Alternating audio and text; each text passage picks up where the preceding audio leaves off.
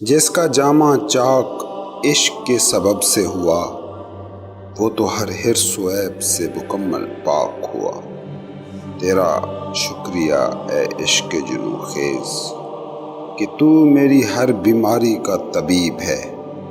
اے عشق تو تکبر اور حب جاہ کی ہے دوا، تو میرا ہے افلاطوں تو ہی جعلی نوس ہے۔ عشق وہ جس نے خاک کو افلاک بخشا، عشق وہ جس نے پہاڑوں کو بیدار کر کے رقصاں کیا۔ اے عاشق وہ عشق تھا جس نے کوہ طور میں جان ڈالی، طور مست ہو گیا جس سے موسیٰ بے ہوش ہو گئے۔ آج ہم سننے جا رہے ہیں رومی کی مثنوی کے اگلے 5 اشعار، جو رومی بلکہ صوفیوں کی فکر کے حوالے سے بہت اہم نوعیت کے ہیں۔ ان میں بنیادی طور پر رومی کے فلسفہ عشق کا ایک مختصر اشارہ ہے، جبکہ پوری تفصیل رومی کی تمام شاعری میں موجود ہے۔ مگر اس سے قبل رومی کے تعارف کو بھی مزید آگے بڑھانے کا سلسلہ وہیں سے جوڑتے ہیں۔ اگر آپ نے ابھی تک چینل کو سبسکرائب نہیں کیا تو سبسکرائب کر لیں اور بیل بٹن بھی ضرور کلک کریں تاکہ مثنوی مولانا روم کی اگلی ایپیسوڈ جو ہی اپلوڈ ہو نوٹیفیکیشن کے ذریعے آپ تک اطلاع پہنچ سکے۔ اس کے علاوہ تصوف کے موضوع پر میرے دوسرے چینل روح کو بھی ضرور وزٹ اور سبسکرائب کریں۔ روح کا لنک ڈسکرپشن اور پہلے کمنٹ میں موجود ہے۔ جو لوگ نیپولین ہل کی مشہور زمانہ کتاب تھنک اینڈ گرو رچ سننا چاہتے ہیں، وہ ELTV کو سبسکرائب کریں۔ اس چینل پر میں نے یہ کتاب اپلوڈ کرنا شروع کر دی ہے۔ اسی چینل پر میں نے ٹیڈ ٹاکس کو بھی اردو میں پیش کرنے کا سلسلہ شروع کیا ہے۔ یہ بہت ہی اہم ٹاکس ہیں جو ہمیں نظریاتی بونے پن سے نجات دے سکتی ہیں۔ ELTV کا لنک بھی ڈسکرپشن اور پہلے کمنٹ میں موجود ہے۔ اب چلتے ہیں رومی کے تعارف کی طرف۔ گزشتہ ایپیسوڈ میں مولانا رومی کی اپنے والد کے ساتھ ہجرت کی داستان کو ہم نے بیان کرنا شروع کیا تھا۔ بغداد سے یہ مختصر قافلہ حج کے سلسلے میں حجاز گیا اور وہاں سے دمشق کا رخ کیا۔ دمشق میں کچھ عرصہ قیام کے بعد رومی ملاتیا پہنچے، جو اس وقت موجودہ آرمینیا کا ایک شہر تھا۔ وہاں بھی قیام مختصر ہی رہا، مگر جس اگلے شہر میں یہ قافلہ پہنچا وہاں یہ قیام 4 سال طویل تھا، اور یہ شہر تھا موجودہ آذربائیجان کا علاقہ آق۔ رومی اور ان کے والد کا اگلا پڑاؤ تھا جنوبی ترکی کا علاقہ لارندہ۔ یہاں رومی کے والد نے 7 سال تک قیام کیا۔ بلخ سے جب یہ قافلہ چلا تھا تو اس وقت رومی کی عمر 6 سال تھی، اور لارندہ پہنچنے تک رومی 18 سال کے نوجوان ہو گئے تھے۔ اسی شہر میں ان کی شادی ہوئی اور ان کے بڑے بیٹے اور دوسرے بیٹے کی پیدائش بھی اسی شہر میں ہوئی۔ شادی ہو گئی، بچے ہو گئے، مگر مہاجرت ابھی جاری تھی۔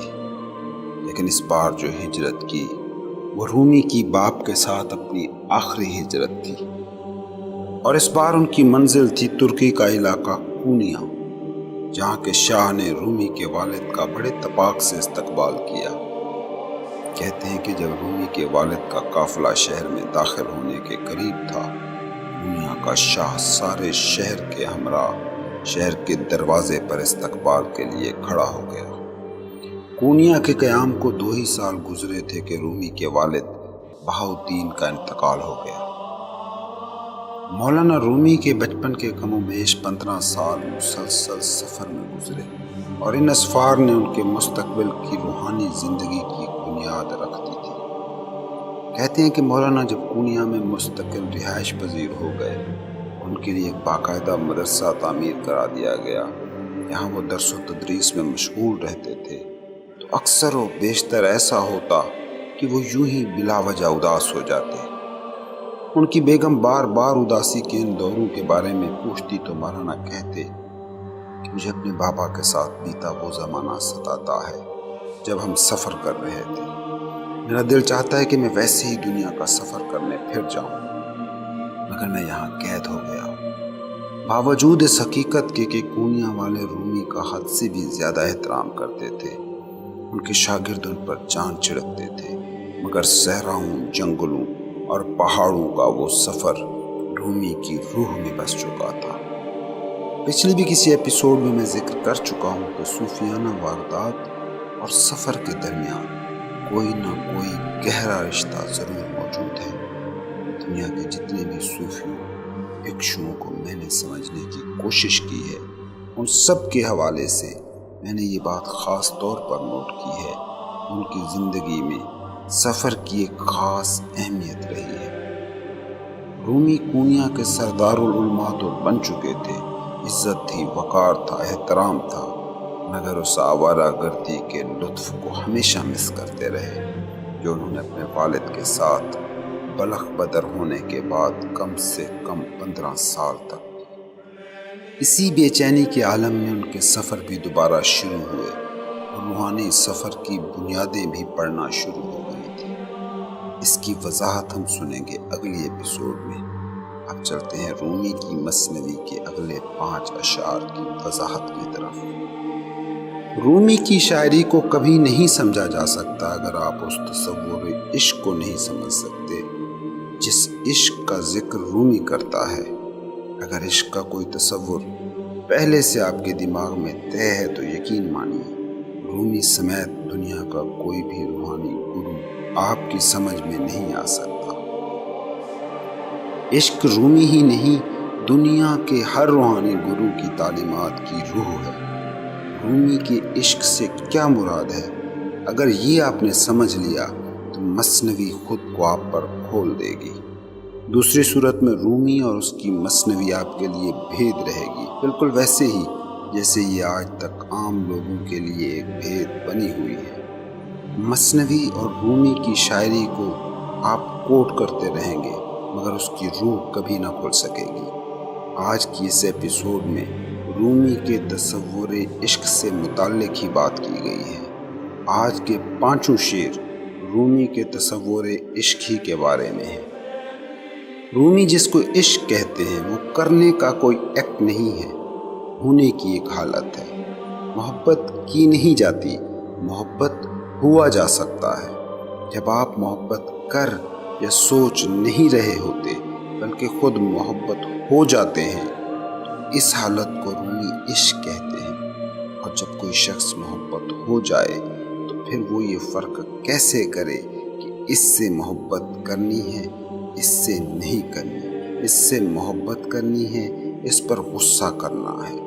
سورج جب روشنی بانٹتا ہے تو کب دیکھتا ہے کہ روشنی کی کرنیں کس کی گود میں پھینک رہا ہو؟ چاند جب اپنی تنویر کو بانٹتا ہے تو کب مسلمان اور کافر میں امتیاز کرتا ہے؟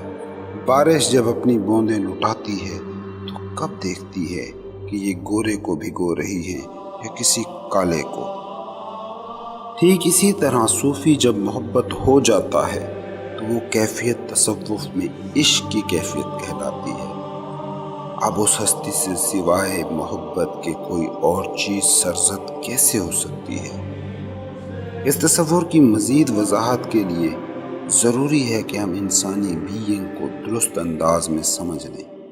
انسان اگرچہ ایک کل ہے، ایک مکمل اور ناقابل تقسیم اکائی، اور صرف تفہیم کے لیے ہم اسے 3 حصوں میں تقسیم کر کے دیکھتے ہیں۔ ان 3 حصوں میں 2 سراب ہیں اور ایک حقیقت۔ پہلا حصہ ہے ہمارا جسم جو ایٹموں سے مل کر بنا ہے۔ جسم وہ میٹر ہے جو ہم نے غذا اور اشیاء خورد و نوش کے ذریعے سے جمع کیا ہے۔ دوسرا حصہ ہے دماغ، یہ بھی ایکومولیٹڈ بینگ ہے، یعنی یہ بھی جمع شدہ ہے۔ بچپن سے لے کر موت تک ہم امپریشنز کو میموری کی شکل میں سٹور کرتے ہیں۔ اس سٹور میں ہم چیزوں کو لیبل کرتے ہیں، انہیں نام دیتے ہیں۔ لیکن کبھی آپ نے اس بات پر غور نہیں کیا ہوگا کہ لفظ جنہیں ہم سمجھتے ہیں کہ یہ ہمیں چیزوں کو سمجھنے میں مدد دیتے ہیں، وہ رکاوٹ بھی بن جاتے ہیں۔ ہم ایک شخص کا نام، جنس، قومیت، رنگ، نسل، پیشہ، عہدہ جان کر یہ دعویٰ کرنے لگ جاتے ہیں کہ ہم اسے جانتے ہیں، حالانکہ حقیقت یہ ہے کہ ہم نے صرف چند لفظ جانے ہیں، وہ شخص ابھی بھی ناقابل دریافت جزیرہ ہے۔ تیسرا حصہ ہے ہماری بینگ، جو کہ ہماری حقیقت ہے۔ ہم بطور پوائنٹ آف کانشیسنس، ہمارا وہ باطن جو امپریشنز کی شکل میں مائنڈ بناتا ہے، میٹر کو جمع کر کے جسم بناتا ہے۔ صوفی کہتے ہیں کہ مٹی صرف وہی چیز ہے جو تخلیق ہوتی ہے۔ یہی کچھ ہمارے ساتھ موت کے وقت ہوتا ہے کہ اس وقت وہ میٹر جو ہم نے جمع کیا تھا وہ ڈس انٹیگریٹ ہو جاتا ہے، منتشر ہو جاتا ہے۔ وہ امپریشنز تحلیل ہو جاتے ہیں جو ہم نے میموری کی شکل میں سٹور کیے ہوتے ہیں۔ ہم چونکہ اس جمع شدہ جسم اور میموری سے خود کو بتدریج یوں نتھی کرتے جاتے ہیں کہ اسی جسم اور انہی خیالات کو اپنا آپ سمجھ لیتے ہیں۔ اس لیے ہمیں موت خوف زدہ کرنے والا منظر لگتا ہے، حالانکہ موت کچھ بھی نہیں مٹاتی۔ موت صرف ان آئیڈینٹیفیکیشنز کو مٹاتی ہے جو ہم نے تخلیق کی تھی۔ جیسا کہ میں نے پہلے بھی کہا کہ صوفیوں کے نزدیک مٹی صرف اور صرف ایک چیز ہے جو تخلیق ہوتی ہے، جو تخلیق نہیں ہوتی وہ کبھی نہیں مٹتی۔ جیسے مکان مٹ سکتا ہے، جن اینٹوں سے مکان بنا ہے وہ اینٹیں مٹ سکتی ہیں کیونکہ یہ دونوں تخلیق کیے گئے ہیں، مگر وہ مٹی نہیں مٹ سکتی جو بنیادی میٹر ہے جس سے یہ اینٹیں اور یہ مکان بنے تھے۔ ہمارے ساتھ بھی موت کے وقت یہی ہوتا ہے کہ وہ جو جمع شدہ مادہ تھا وہ منتشر ہو جاتا ہے، وہ امپریشنز فنا ہو جاتے ہیں جو ہمارے دماغ میں جمع کیے تھے، مگر جس بینگ نے جسم کی شکل میں میٹر جمع کیا تھا، جس بینگ نے دماغ کی شکل میں امپریشنز کو جمع کیا تھا، وہ بطور نقطۂ شعور کبھی نہیں مٹتی، کیونکہ وہ بینگ تخلیق نہیں ہوتی بلکہ ہوتی ہے۔ اس کو یوں سمجھے کہ لہریں سمندر پر بنتی ہیں اور مٹتی ہیں، مگر پانی نہیں مٹتا۔ جو خود کو لہر سمجھتا ہے وہ مٹنے سے خوف زدہ رہتا ہے، اور جو خود کو سمندر سے جڑا قطرہ سمجھتا ہے وہ جانتا ہے کہ وہ لافنا ہے۔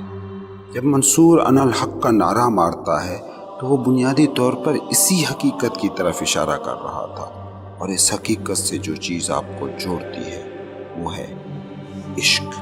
اور رومی اسی عشق کی بنیاد پر اپنی صوفیانہ فکر کو بیان کرتے ہیں۔ رومی کی یہ ربائی دیکھیں جس میں وہ عشق کے اپنے تصور کو زیادہ واضح انداز میں پیش کر رہے ہیں۔ مجھے تو محبت کے ساتھ محبت ہے، I am in love with لو، کیونکہ محبت ہی میری نجات ہے، میرا موکش، میری سمادھی۔ مجھے تو عشق کے ساتھ عشق ہو گیا ہے۔ تم اگر مجھ میں مسلمان کو ڈھونڈنے نکلے ہو تو وہ کوئی اور ہوگا۔ تمہارا عاشق یقین مانو مسلمان نہیں ہے، کیونکہ مذہب عشق میں کفر و ایمان کی دوئی نہیں ہوتی۔ مذہب عشق باقی سب مذاہب سے جدا ہے۔ جو سچا عاشق ہے اس کا ایمان بھی، اس کی ملت بھی، اس کا وطن بھی بس ایک ہے، خدا۔ ایک اور جگہ رومی کہتے ہیں، عشق ابدی عنایت و دولت کے سوا کچھ اور نہیں۔ عشق دل کی کشادگی اور الوہی ہدایت کا نام ہے۔ اپنی خودی کو محبت میں فنا کر دو، یہ تمہاری خود غرض انا ہے، اسے عشق کی بھٹی میں جلا ڈالو۔ رومی جس چیز کو عشق کہتا ہے وہ ہے عشق ہو جانا۔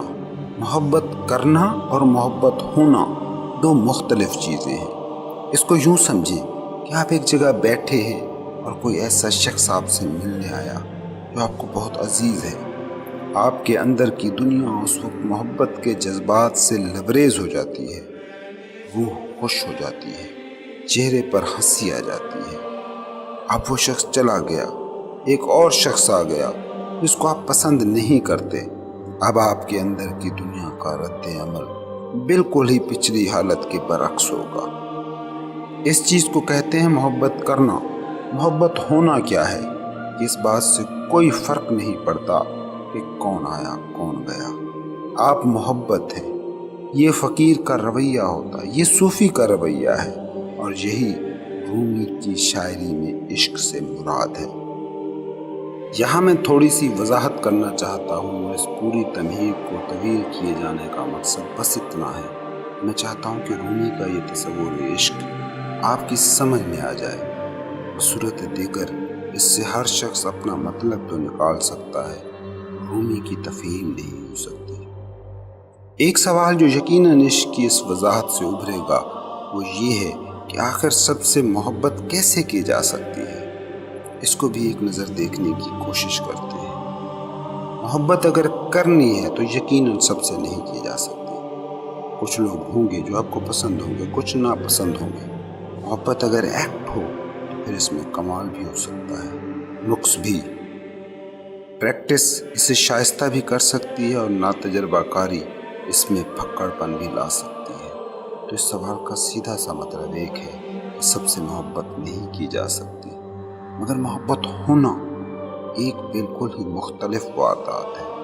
تمام مذاہب، تمام صوفی، تمام گرو، ماسٹر، قلندر جسے ایک پوائنٹ کی طرف اشارہ کرتے ہیں وہ یہی ہے، محبت ہو جانا۔ جب آپ محبت ہو جاتے ہیں تو پھر آپ ماورائے مادہ و ذہن ایک حقیقت ہے، ایک حقیقت جو لفظوں کی محتاج نہیں۔ یہی محبت ہو جانا مذہبی یا صوفیہ کی زبان میں وحدت الوجود کہلاتی ہے۔ کبھی غور کریں نا، جسم کے کھرب کھرب سیلز کیا وہ ایک دوسرے سے محبت کے سوا کسی اور رشتے سے جڑ سکتے ہیں؟ اگر سیلز کے درمیان نفرت کا ریلیشن ڈیولپ ہو جائے تو اس کو میڈیکل کی زبان میں کینسر کہا جاتا ہے۔ اب اگر یہ پوری کائنات ایک جسم ہے جس کا آپ خلیہ ہیں، تو آپ کیسے کسی بھی چیز سے محبت کیے بنا رہ سکتے ہیں؟ اب اگر جز کسی دوسرے جز سے نفرت کا تعلق بناتا ہے تو اس سے بھی ایک کینسر تخلیق ہوتا ہے، وہ کینسر جو معاشروں کو نگل جاتا ہے۔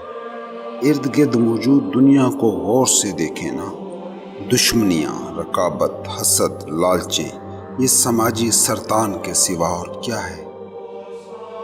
صوفی محبت ہو جاتا ہے کیسے؟ کیونکہ وہ زمان و مکان کی اضافیت کو سمجھ لیتا ہے، ویسے ہی جیسے منجھا ہوا فزسسٹ اس حقیقت کو سمجھتا ہے۔ اس لیے مسٹک اور فزسسٹ حقیقت کے قریب ترین لوگ ہیں۔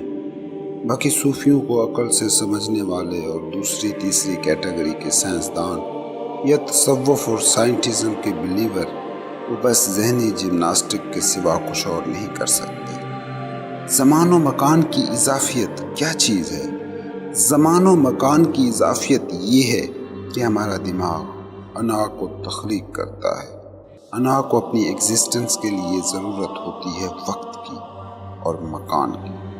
انا اسپیس کو، خلا کو، چیزوں کو تقسیم کرنے والی چیز سمجھتی ہے۔ لیکن کیا واقعی ایسا ہے؟ اس کو یوں سمجھنے کی کوشش کریں کہ انا کا خالق یعنی ہمارا دماغ جس ڈیٹا سے یہ سارا سراب تراشتا ہے وہ ہے حواس کے ذریعے سے جمع شدہ ڈیٹا، اور ہمارے حواس کی جمع شدہ معلومات کبھی بھی مستند نہیں ہوتی۔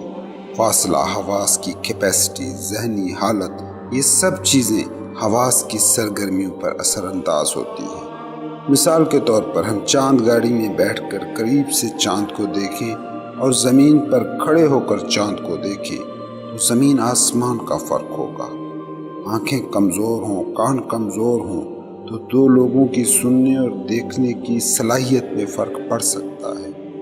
کسی کے گھر میں آگ لگی ہو اور وہ اسی ذہنی حالت میں گھر کی طرف دوڑا دوڑا جا رہا ہو تو بازار میں سے بھی گزر رہا ہو تو حواس ادھر ادھر کا نہ کچھ دیکھتے ہیں نہ سنتے ہیں۔ تو بنیادی بات یہ ہے کہ ہمارے حواس کے حاصل شدہ علم کو حتمی قرار نہیں دیا جا سکتا، اور یہی علم وہ خام مال ہے جس سے دماغ بنتا ہے، اور یہی دماغ ہے جو ہماری انا کو تخلیق کرتا ہے، اور اس انا کی ضرورت ہے زمان و مکان۔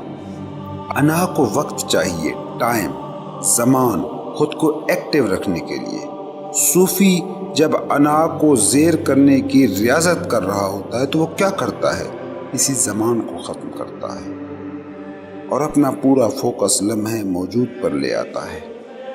دوسرا فریب ہے مکان۔ یہ بھی ایک بڑی دلچسپ چیز ہے کہ ہم دو چیزوں کو الگ مانتے ہیں ان میں موجود خلا کی بدولت۔ یہ ایک کمرہ ہے، یہ دوسرا کمرہ ہے۔ کیا چیز ایک کو دوسرے سے جدا کر رہی ہے؟ ان دو کے درمیان موجود خلا۔ لیکن سوال یہ ہے کہ کیا واقعی ان دو کے درمیان خلا موجود ہے؟ سائنس مادے کی 3 شکلوں کو مانتی ہے: ٹھوس، مائع اور گیس۔ ان دو ٹھوس کمروں کے درمیان بھی میٹر موجود ہے جو گیسی حالت میں ہے۔ تیز اور طاقتور الیکٹرون مائکروسکوپ سے اگر دیکھیں تو جس طرح خلا میں گیس کے مالیکیول رقص کرتے نظر آتے ہیں، اسی طرح ٹھوس کمرہ بھی مالیکیولر ڈانس ہی نظر آ رہا ہوگا۔ اس کو آپ یوں بھی سمجھ سکتے ہیں کہ آپ ایک جگہ بیٹھے ہیں اور فرض کریں کسی کمرے میں، تو آپ کو کمرے میں موجود دوسری چیزیں اور لوگ الگ الگ نظر آ رہے ہیں۔ اب سطح زمین سے آپ 100 میٹر اوپر سے دیکھیں تو آپ کو صرف کمرہ نظر آئے گا اور دوسرے گھر۔ اب 100 کلومیٹر اوپر جائیں تو آپ کو صرف شہر نظر آئے گا۔ اسی طرح بہت زیادہ بلندی سے صرف آپ کو زمین نظر آئے گی۔ وہ سپیس، وہ خلا جو چیزوں کو تقسیم کرتا نظر آ رہا تھا، وہ ختم ہو جائے گا۔ تو اس سے یہ ثابت ہوا کہ زمان کی طرح مکان بھی ایک اضافی حقیقت یا صوفیوں کی زبان میں ایک سراب ہے۔ عشق وہ حالت ہے جس میں شخص نہیں رہ جاتا، بلکہ وہ پوائنٹ آف کانشیسنس بن جاتا ہے جو زمان و مکان کا اسیر نہیں رہتا بلکہ ہونے کی حالت میں ہوتا ہے۔ محبت ہو جانا اور بینگ کی حالت دونوں ایک ہی حالت کا نام ہے۔ یا یوں سمجھیں کہ بارش کا قطرہ جب سمندر میں مل جائے تو وہ خود فنا ہو کر سمندر ہو جاتا ہے۔ رومی جب عشق کے تصور کا بیان کرتا ہے تو اس سے مراد یہی عشق ہے۔ ایپیسوڈ زیادہ طویل ہو رہی ہے، اس لیے عشق کے موضوع کی مزید وضاحت کسی اور ایپیسوڈ میں ضرور شامل کروں گا۔ اب آج کے اشعار کو سنتے ہیں، مگر عشق کے جس تصور کو اوپر میں نے واضح کرنے کی کوشش کی ہے اس کو ذہن میں رکھتے ہوئے رومی کے اشعار میں موجود لفظ عشق کو سمجھیے گا۔ رومی کہتے ہیں کہ جس شخص کا جامع عشق میں چاک چاک ہو گیا وہ ہر حرص و ہوس سے پاک ہو گیا۔ یعنی جب انسان خود محبت ہو گیا تو حرص و ہوس کیسی؟ قطرہ سمندر سے الگ ہو تو اپنی بقا کے لیے وہ حرص و ہوس کا سہارا لے سکتا ہے، لیکن جب وہ سمندر میں مل گیا، سمندر ہو گیا، تو اب دوسرے قطروں سے وہ کیوں کر لڑے گا؟ یہی حال اس صوفی کا ہوتا ہے جو زمان و مکان کے فریب کو سمجھ جاتا ہے، پھر وہ دوسرے انسانوں یا کسی بھی مخلوق سے کیوں کر مقابلہ کرے گا؟ کیوں کر زیادہ کی لالچ میں دوسروں سے مال و متاع چیزیں چھینتا پھرے گا؟ کیوں کر وہ ہوس کی اسیری کرے گا؟ اگلے مصرعے میں رومی کہتے ہیں کہ اے عشق جنوں خیز تیرا شکریہ کہ میں تیری وجہ سے ہر اس بیماری سے پار ہو گیا جس نے انسان کو اور انسانی سماجوں کو زہر آلود کر رکھا ہے۔ عشق صوفی پر یہ راز کھول دیتا ہے کہ کوئی منو تو نہیں، دماغ کا تراشا میں ایک سراب ہے، اور جب یہ سراب سمجھ لیا جاتا ہے تو پھر اس کے لیے کون عہدوں کی دوڑ دوڑے، کون جنگوں کا روگ پالے، کون مقابلے کا کشٹ سہ کر اپنی روح کو بیمار کرے۔ رومی کہتے ہیں کہ عشق میرا مسیحا ہے کہ جس نے مجھے ہر اس بیماری سے مکت کر دیا ہے جس میں عام انسان مبتلا ہے۔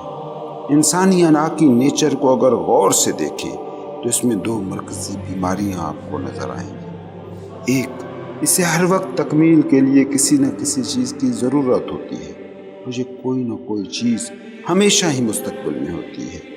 یہ ہے حب جاہ، عظمت کا خبط۔ انا ہر وقت چاہتی ہے کہ اس کا پیٹ بھرنے کے لیے انسان کچھ نہ کچھ حاصل کرتا پھرے۔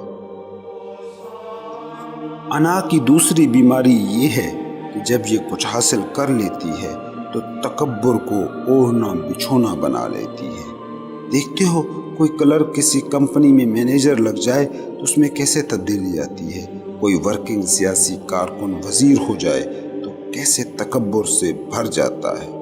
رومی کہتا ہے کہ عشق کا شکریہ کہ اس نے مجھے تکبر اور حب جاہ کے مرض سے نجات دے دی۔ رومی کہتے ہیں کہ عشق تو گویا میرے لیے افلاطون اور جالینوس ہے۔ یہ دونوں بہت حکیم اور دانا انسان ہیں جو انسان کی روحانی و جسمانی و ذہنی بیماریوں کا علاج کرتے تھے۔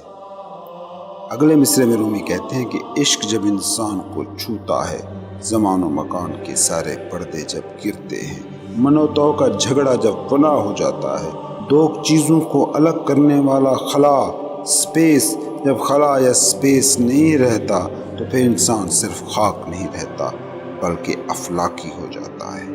وہ قطرہ جو قطرے ہونے کی حالت میں ایک حقیر سا وجود تھا، اب وہ سمندر جیسی عظیم و شان چیز ہے۔